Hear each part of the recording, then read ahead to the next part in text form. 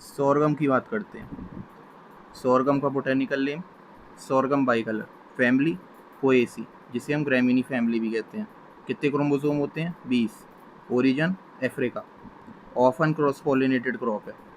इसके अलावा camel crop भी बोलते हैं क्योंकि ड्रॉट टॉलरेंट होता है। इसके अलावा इसके पत्तों में हॉट ड्राई समर में एक कंपाउंड पाया जाता है जिसको हम धुरिन बोलते हैं।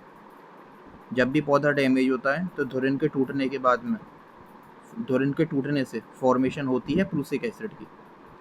इसके पत्तों में जब जो धुरिन है, धुरिन जब ब्रेक करेगा तो फिर प्रूसिक एसिड की फॉर्मेशन होती है जब भी प्लांट को कोई डैमेज होता है तो।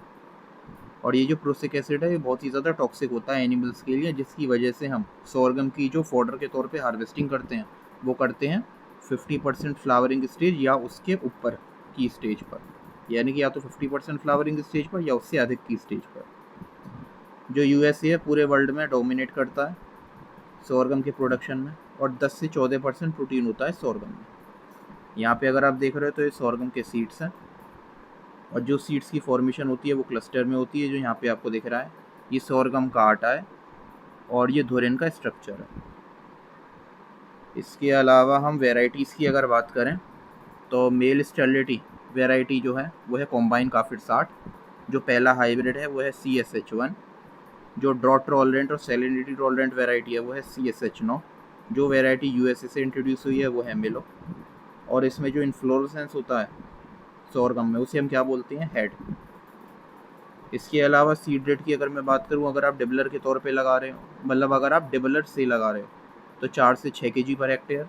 ग्रेन पर्पस के तौर पे लगा रहे हो तो 10 से 12 kg पर हेक्टेयर। चारे के तौर पे लगा रहे हो तो 40 से 50 kg पर हेक्टेयर। ब्रॉडकास्टिंग कर रहे हो तो 12 से 18 kg पर हेक्टेयर। और यानी कि सीड ड्रिल का इस्तेमाल कर रहे हो तो 10 से 12 kg पर हेक्टेयर सीड लगता है। सोरगम में जो 10 से 14% प्रोटीन है वो लाइसिन में डेफिशिएंट है और ल्यूसिन में रिच है। इसके अलावा एक पार्शियल रूट पैरासाइट भी यहाँ पे देखने को मिलता है, स्ट्रिगा, जिसे हम विचवीट बोलते हैं। और जो टोटल रूट पैरासाइट है वो कौन सा है? ओरोबैंकी, जो तंबाकू, टमाटर और सनफ्लावर में देखने को मिलता है।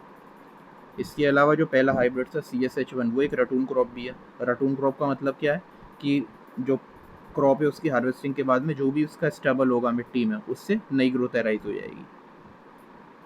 इधर अगर आप देखो तो ये स्ट्रिगा है, ये सोरगम का खेत है, ये सोरगम का प्लांट है पूरा का पूरा।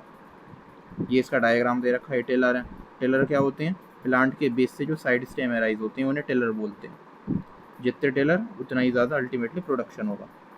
ये लीफ है, जो प्लांट का मेन स्टेम है उसे कल्म बोलते हैं। इसके अलावा ये फ्लैग लीफ है। फ्लैग लीफ क्या होती है?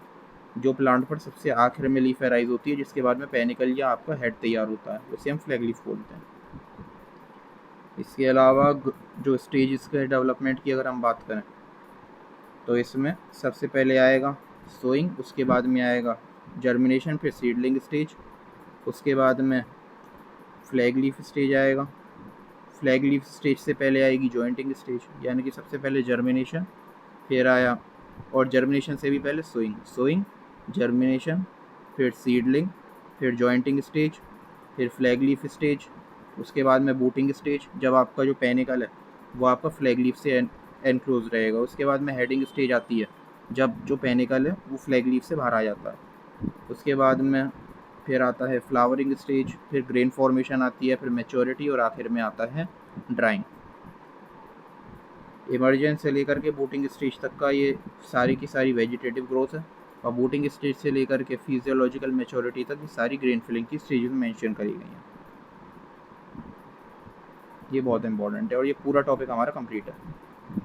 ध्यान रखना है जो प्रूसिक एसिड है वो क्या है? HCN का एक्वस सॉल्यूशन है जो पत्तों में मौजूद है सोरगम के, और ये तब फॉर्म होगा जब पत्तों में मौजूद धुरिन ब्रेक करेगा। और ये कब होगा? जब प्लांट को किसी भी तरीके का डैमेज होगा या जो एनिमल है वो प्लांट को खाएगा। और ये पूरा कंप्लीट है टॉपिक।